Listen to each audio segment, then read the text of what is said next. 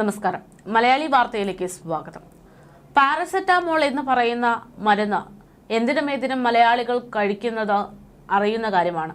പലപ്പോഴും മലയാളികൾക്ക് ഒന്ന് പനി വന്നാൽ പോലും ആശുപത്രിയിൽ പോകുന്നതിന് മുമ്പ് ഒരു പാരസെറ്റാമോൾ എടുത്ത് കഴിച്ചാൽ മതി എന്നാണ് പറയാറുള്ളത്. ഇപ്പോഴിതാ ഈ പാരസെറ്റാമോളിന്റെ മറ്റൊരു രൂപം കൂടെ പുറത്തു വന്നിരിക്കുന്നു എന്നുള്ള വാർത്തകൾ പ്രചരിക്കുകയാണ്. നെതർലാൻഡിൽ പാരസെറ്റാമോൾ ചേർത്ത ഐസ്ക്രീം ഉണ്ടായിരിക്കുന്നു എന്നുള്ള റിപ്പോർട്ടുകളാണ് പുറത്തുവരുന്നത്. ഇവ രോഗികൾക്ക് എങ്ങനെ വേണമെങ്കിലും കഴിക്കാം എന്ന തരത്തിൽ സമൂഹ മാധ്യമങ്ങളിൽ പാരസെറ്റാമോളിന്റെ പുതിയൊരു രീതി പ്രചരിക്കുന്നുണ്ട്. എന്തായാലും ഇതിന്റെ ഒരു വസ്തുതകൾ പരിശോധിക്കേണ്ടതുണ്ട്. ആ വസ്തുതകൾ പരിശോധിക്കുകയാണെങ്കിൽ പാരസെറ്റാമോൾ കലർന്ന ഐസ്ക്രീമിന്റെ ചിത്രങ്ങളാണ് ഇപ്പോൾ സമൂഹ മാധ്യമങ്ങളിൽ വൈറലാകുന്നത്.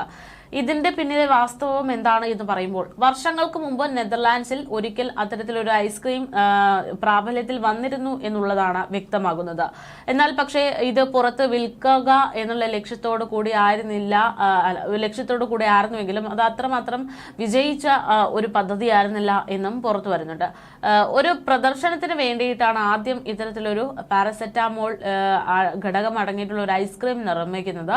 അന്നെത്തിച്ച പ്രത്യേക ഐസ്ക്രീമിന്റെ ചിത്രങ്ങൾ ഇപ്പോഴും സോഷ്യൽ മീഡിയയിൽ വൈറലാകുകയാണ്.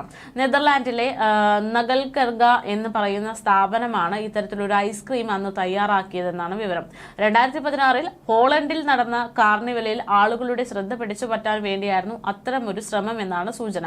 ഒന്നിൽ കൂടുതൽ തവണ ഐസ്ക്രീം ഉൽപ്പാദിപ്പിക്കുകയെന്ന ഉദ്ദേശം കമ്പനിക്കില്ലായിരുന്നു.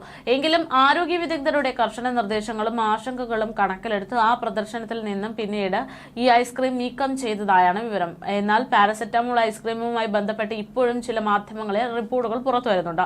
ഐസ്ക്രീമിന്റെ നിർമ്മാണ കമ്പനിക്ക് ലൈസൻസ് നേടിയെടുക്കാൻ സാധിക്കാതെ വന്നതോടെ ഉൽപാദനം പാടെ നിർത്തിയെന്ന വാർത്തകളും ഇതുമായി ബന്ധപ്പെട്ട് ഇപ്പോൾ പ്രചരിക്കുന്നു. ഏതായാലും ഐസ്ക്രീം സ്കൂപ്പിന്റെ മുകളിൽ പാരസെറ്റാമോൾ എന്ന് എഴുതി വെച്ച് കാണികളെ പറ്റിച്ചതാകാം എന്നുള്ള അഭിപ്രായവും ഈ ഒരു വിഷയവുമായി ബന്ധപ്പെട്ട് പുറത്തു വരുമ്പോൾ, ഐസ്ക്രീം ഇഷ്ടമുള്ള ഒരുപാട് ആളുകളുണ്ട്.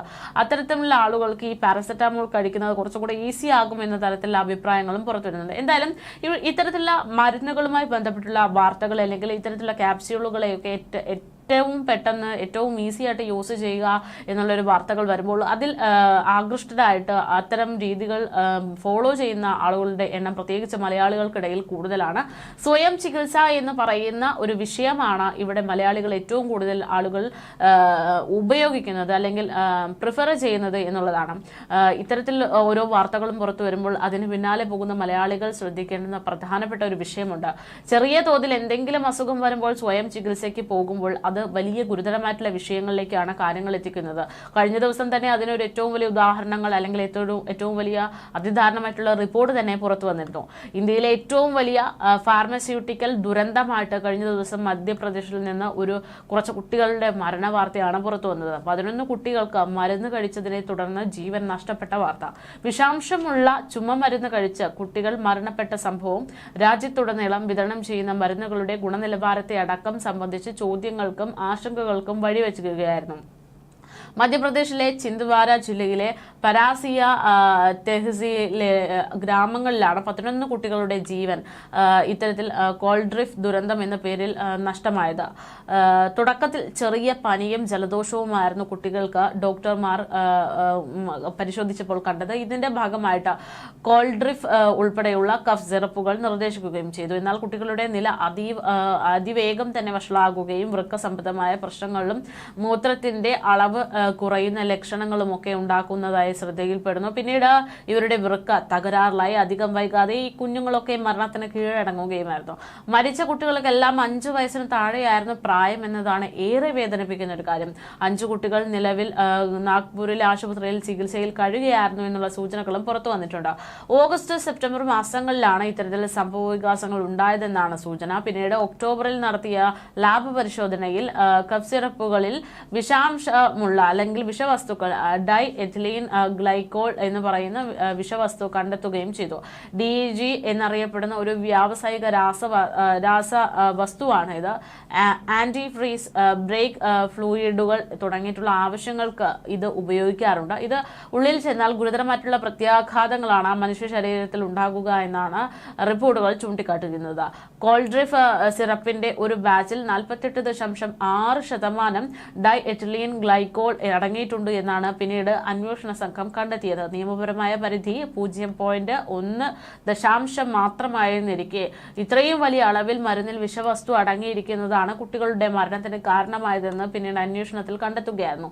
വിഷാംശമുള്ള ഈ സിറപ്പിന്റെ നിർമ്മാതാക്കൾ തമിഴ്നാട്ടിലെ ശ്രേസൺ ഫാർമസ്യൂട്ടിക്കൽസ് ആണ് എന്നാണ് വിവരം. മരുന്നിൽ വിഷാംശം കണ്ടെത്തിയതിനെ തുടർന്ന് രാജ്യവ്യാപകമായി സർക്കാരുകൾ പിന്നീട് അടിയന്തരമായി തന്നെ നിയമ നടപടികളൊക്കെ സ്വീകരിക്കാനും നിയന്ത്രണങ്ങൾ കൊണ്ടുവരാനും ഒക്കെ തുടങ്ങുകയായിരുന്നു. മധ്യപ്രദേശ് സർക്കാർ ഉടനടി കോൾഡ്രിഫിന്റെ നിർമ്മാതാക്കളായിട്ടുള്ള ശ്രേസൺ ഫാർമസ്യൂട്ടിക്കൽസിനെതിരെ നടപടിയെടുത്തു. അവരുടെ മറ്റു ഉൽപ്പന്നങ്ങളുടെ അടക്കം വിൽപ്പനയും വിതരണവും നിരോധിച്ചു. ഇതിനു പിന്നാലെ കേരളം, തമിഴ്നാട് ഉൾപ്പെടെയുള്ള സംസ്ഥാനങ്ങൾ കോൾഡ്രിഫ് വിൽപ്പന നിർത്തിവെക്കുകയും സ്വന്തം നിലയിൽ അന്വേഷണങ്ങൾ ആരംഭിക്കുകയും ചെയ്യുകയായിരുന്നു.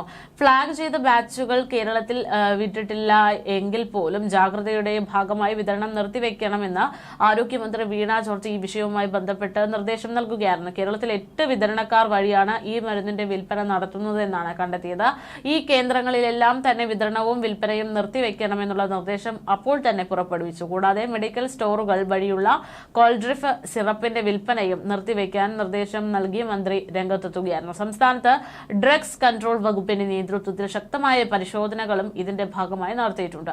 കോൾഡ്രിഫ് സിറപ്പിന്റെ സാമ്പിളുകൾ ശേഖരിക്കുകയും ഇതോടൊപ്പം മറ്റ് ചുമ മരുന്നുകളുടെയും സിറപ്പുകളുടെ സാമ്പിളുകൾ ശേഖരിച്ച് പരിശോധനയ്ക്ക് അയക്കുകയും ചെയ്തിട്ടുണ്ട്. കേരളത്തിൽ ചുമ മരുന്നുകൾ നിർമ്മിക്കുന്ന 5 കമ്പനികളുടെ മരുന്ന് സാമ്പിളുകൾ ശേഖരിച്ച് പരിശോധന നടത്താനും ആരോഗ്യവകുപ്പ് പ്രത്യേകം നിർദ്ദേശം നൽകിയെന്നാണ് വിവരം. എന്തായാലും ഇത്തരത്തിലുള്ള വാർത്തകൾ പുറത്തു വരുമ്പോൾ നമ്മൾ ഏറെ ശ്രദ്ധിക്കേണ്ടുന്നത് ഇത്തരത്തിലുള്ള വാർത്തകൾ പലതരത്തിൽ വരുമ്പോൾ അതിന് പരീക്ഷിക്കാൻ എന്ന് പറഞ്ഞുകൊണ്ട് സ്വന്തം ശരീരം മറന്ന് ഒരു വസ്തുക്കളും ഉപയോഗിക്കരുത് എന്നുള്ളതാണ്. പ്രത്യേകിച്ച് പാരസെറ്റാമോൾ, ഐസ്ക്രീമിൽ എന്നൊക്കെ പറയുമ്പോൾ അധികം ആളുകളും അതിന്റെ പിന്നാലെ പോകാനുള്ള സാധ്യതയുണ്ട്. കാരണം മലയാളികൾക്ക് ഏറെ ഇഷ്ടപ്പെട്ട 2 വസ്തുക്കൾ, ഒന്ന് സ്വയം ചികിത്സയുടെ ഭാഗമായിട്ട് ഉപയോഗിക്കുന്ന പാരസെറ്റാമോൾ പോലുള്ള മരുന്ന്, രണ്ടാമത്തെ കാര്യം എന്ന് പറയുന്നത് ഈ ക്യൂരിയോസിറ്റിയാണ്. അപ്പോൾ ഇതിന്റെയൊക്കെ ഭാഗമായിട്ട് അബദ്ധങ്ങളിൽ ചെന്ന് പെടാതിരിക്കുക എന്നുള്ളതാണ്. ഐസ്ക്രീം പാരസെറ്റാമോൾ എന്നുള്ളത് അതൊരു പരീക്ഷണം മാത്രമായിരുന്നു എന്നുള്ള സ്ഥിരീകരണത്തിലേക്കാണ് ഇപ്പോൾ എത്തുന്നത്.